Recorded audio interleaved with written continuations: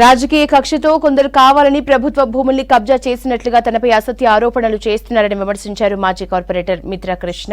గండిపేట మండలంలోని గంధంగూడలోని survey number 51లోని 9.36 ఎకరాల భూమి జాగిర్దార్ భూములని తెలిపారు. ఆ జాగిర్దార్ భూములకి సంబంధించిన పూర్తి ఆధారాలు ఉన్నాయన్నారు.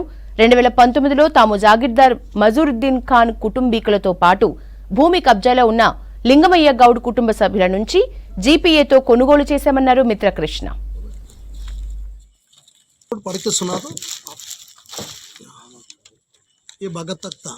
ఎవ్రీ 10 years కు డబ్బు కట్టినటువంటి ఇది ఇద్దరు చదువు పడికేస్తాను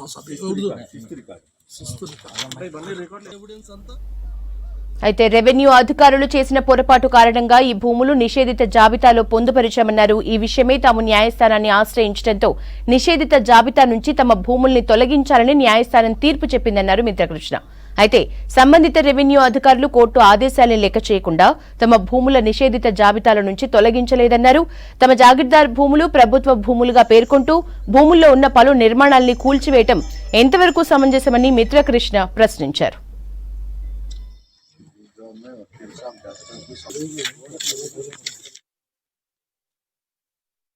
మండల్ రికార్డులో వచ్చి చేసాలలో కంచ సర్కార్ అని కాలం నంబర్ 3లో వాళ్ళు రికార్డు చేయడం జరిగింది. ఇది వాస్తవంగా కంచ పేరు మీద ఉన్నటువంటిది కంచ, ఇది వాస్తవం. ఎంఆర్ఓ వాళ్ళు దాన్ని కంచ అంటే కంచ సర్కారీగా రికార్డు చేసింది.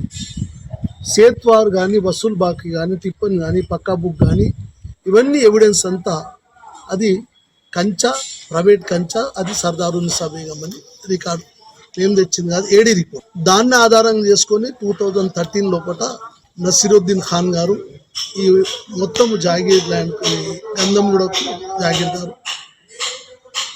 జాగీర్ అబాల్యూషన్ అయిన తర్వాత ఇవన్నీ ల్యాండ్స్ గవర్నమెంట్ ల్యాండ్గా ట్రీట్ చేశారు. బట్ ఇదేమో personal jagir purchased by Nizam 1356 Fasli లోపల ఇది ఉన్నటువంటి ల్యాండ్స్ 600 బిగాస్. ఇది దాని లోపల 12 కంచెలు ఉన్నాయి. One of the Kancha is 51 కంచె.